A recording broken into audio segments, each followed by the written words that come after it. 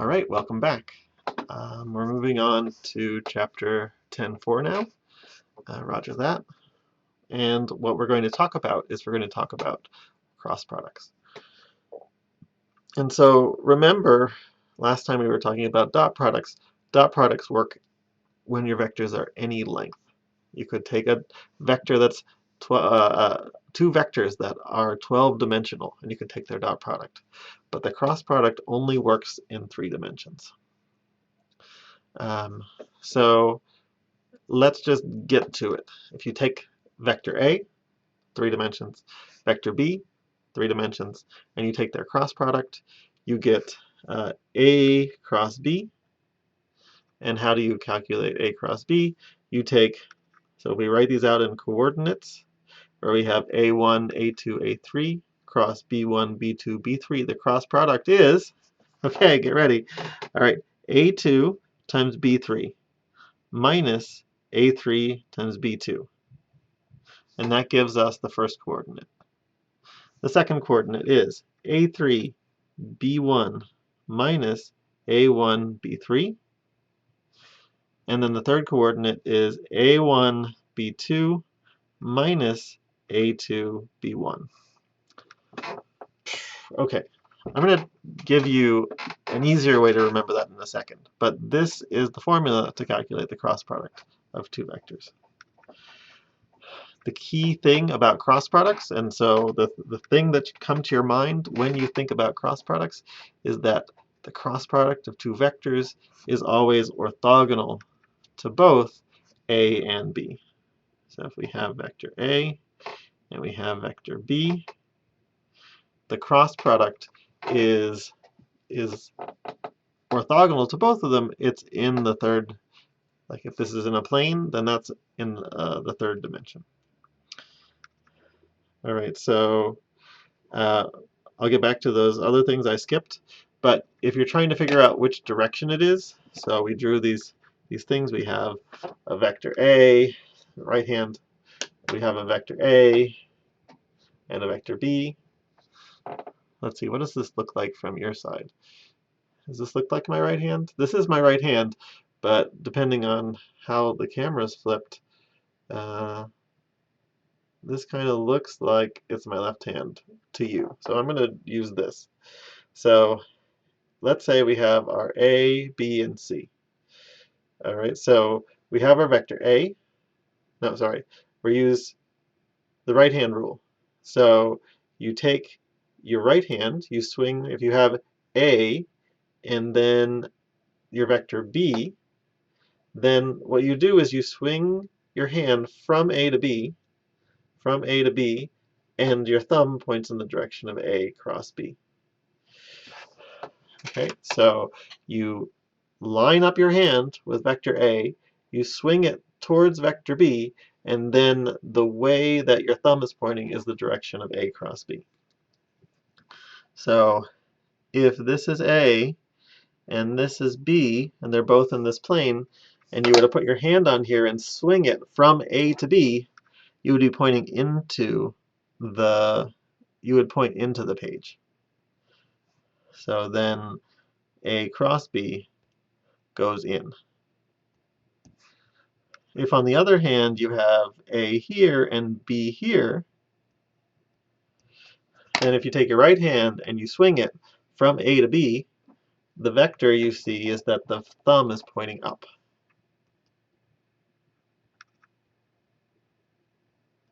So A cross B is pointing out of the page. So thing one to know about cross products, it's always orthogonal to both A and B. So that's why you would use the cross product to get that third vector that's orthogonal to both of them. So just like before, we had the dot product. And when the dot product was 0, we said that the two vectors were orthogonal. And if it was positive, if the dot product was positive, that told us something about the angle being an acute angle between them. And if the dot product was negative, that told us that the two vectors have an obtuse angle between them. So what does the cross product mean? Well, the cross product is going to tell us, is giving us this third vector that's perpendicular to those other two, but the cross product gives us what's the magnitude of it. So how big is it? It's determined by whether the angles are close together or not, whether the angle is close, or whether they're as far apart as possible. So if the two vectors are perpendicular to each other, sine of theta is as big as possible, and so the cross product is as big as possible. But if the angles between them it's a very acute angle, the length of the cross product is going to be small because the angle, the sine of the angle, is going to be small. So the geometry of the parallelogram shows us why the cross product is equal to the area of the parallelogram. So if we take our vector A and our vector B and we draw the parallelogram of those, then what we get is we get two triangles, right? We get this triangle, this bottom triangle, and then we get the top triangle. And those triangles are the same triangle, so the area of the parallelogram is equal to 2 times the area of the triangle. So let me just focus on this triangle. One of the things that you probably remember about triangles, the area of a triangle, so that's 2 times, is always 1/2 base times height. So in other words, the area of the parallelogram is just equal to the base times the height. Okay, well the base times the height is what? Well, the base is the length of A, and the height, we can draw a triangle here. We can say, oh, the height is going to be, so the height is the opposite over the hypotenuse is equal to sine of theta. So opposite is equal to hypotenuse times sine of theta. Or in other words, the height is equal to b sine theta. So what this tells us is that the area of the parallelogram is indeed length of A times length of B sine theta. Okay, which this was A cross B. Right, and this works for any parallelogram. You should try it on your own. Make sure that you're understanding where this comes from. But so this is telling us that the area of the parallelogram you can calculate by doing the cross product of A and B. All right, and I told you earlier that we were going to find a way to calculate, to remember the formula for the cross product of our two vectors. And what I'm going to do is I'm going to use a method that looks a lot like something you'll learn in linear algebra. If you take linear algebra, which you really should, because linear algebra is everywhere in math and in the world. And so what I'm going to do is I'm going to mimic that method by putting our vectors. Remember, we had vector A was A1, A2, A3. We had vector B, which was B1, B2, B3. And I'm going to put those numbers in this second row and third row of our matrix.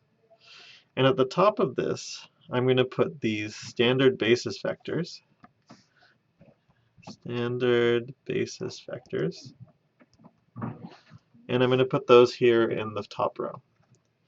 And now what I'm going to do is I'm going to take this matrix, so this array of arrays, I'm going to take this matrix and I'm going to copy the first column and the second column and put those, again, these copies here.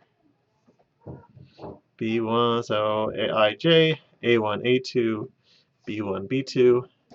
And now I'm going to go down, down, down, minus up, up, up.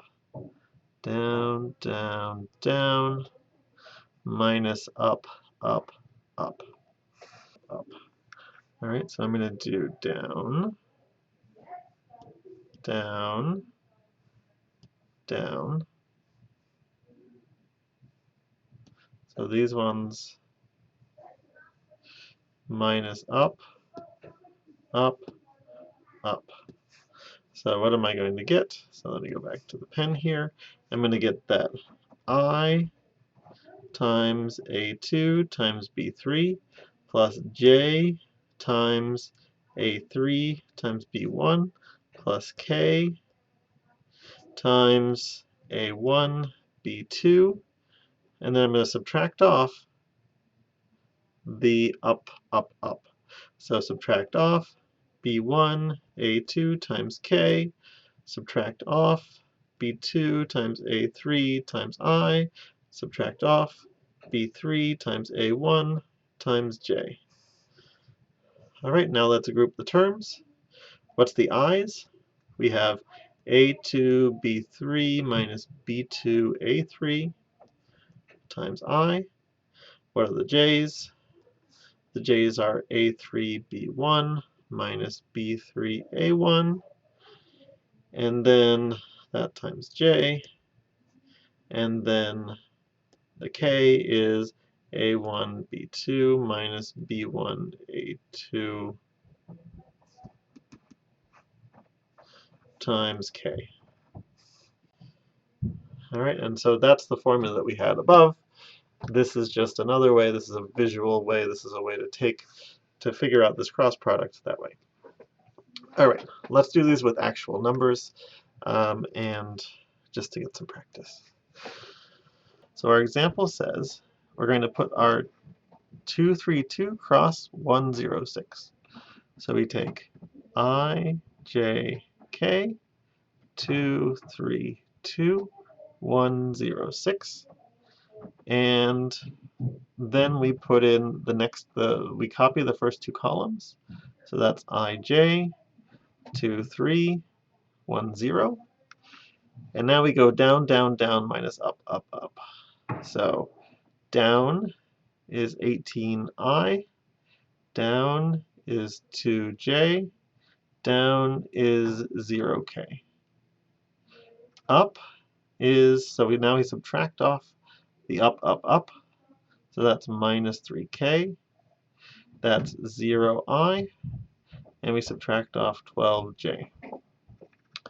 So when we do that and we add those together, we get 18I minus 10J minus 3K, which is the vector 18, negative 10, negative 3. Okay, so what did we say we knew about the cross product? We knew that the cross product is always perpendicular to both of A and B. So let's show that. So if we take 232 cross 18, 10, negative 10, negative 3, what do we get? We get 2 times 18, that's 36. 3 times negative 10 is negative 30. And 2 times negative 3 is negative 6. We add those together, we get 0. So those are indeed perpendicular to each other. And what about 106? So 106, is that perpendicular to the cross product? 106 times 18, negative 10, negative 3.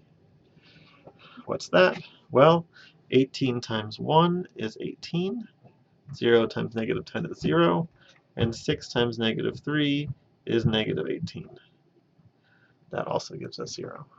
So the cross product is indeed perpendicular to both of our original two vectors. I'm going to end this video by talking about some properties of the cross product and about the scalar triple product. So first thing, if you take a vector and you cross it with itself, what do you get? Well, these are two vectors that are in the exact same direction. And so if they're in the same direction, then the angle between them is 0. So sine of the angle between them is also 0. And so you get the 0 vector. So more than A cross A is equal to the 0 vector, the cross product of any two parallel vectors is 0, the 0 vector. Here's something that's surprising, which is that A cross B is equal to negative B cross A. So this is something to think about and internalize, because it's not intuitive. Right? And that comes from our right-hand rule. If we take our vector and we go from vector A to vector B, and that goes up, then if we were to go from vector B to vector A, that would go down. So that's where this negative sign is coming from. But we can distribute A cross B plus C is equal to A cross B plus A cross C. All right, and so if we're going to do a proof of this, you can manipulate the components, right? So A1, A2, A3 cross B1, B2, B3 plus B, C1, C2, C3. You can combine your two vectors. We know how to add vectors. We know the formula for doing a cross multiplication. We do that. Then we can extract those by saying we have a sum of two other vectors, and each of those other two vectors is A cross B and A cross C. It's worth going through those steps just to see and understand what's happening. It's not very, doesn't give me warm feels, is what I would say. The next one is that A dot B cross C is equal to A cross B dot C. Now this one is kind of surprising, kind of interesting. It's mixing dot products and cross products. And so this thing is called the scalar triple product. And we were talking about like the parallelogram. If we have A and B, and we're looking at what the area is of the parallelogram defined by A and B, we got that so this is the area, is A cross B. And so what we're doing now is we're putting in a new vector, C, and we're calculating the volume of this parallelepiped. Right, a three-dimensional version of a parallelogram is called a parallelepiped. And so what we're saying here is that this is the volume of this parallelepiped, which we can see for a very similar reason of how we did the volume, the area of the parallelogram. And what we're doing here is if we have, I'm going to use this version here. If we have AB and we draw in A cross B, right, this is A cross B as a vector, well then the height of the parallelepiped is related to how far C goes, like in this direction, which is a dot product. So you can calculate the height of the parallelepiped from this dot product of the cross product of A and B, and then the the vector C. And this last property here, which would be good just to practice on your own, is that if we're doing a, remember B cross C is a vector, and because it's a vector, you can then cross it with another vector. And if you do that, there's a relationship between what A is, A cross B cross C is, in terms of B and C itself. So it's some number times B minus some number times C, and that gives us the cross product. That's enough for now. The next video talks about how to put these things and use them in physics. All right, see you later.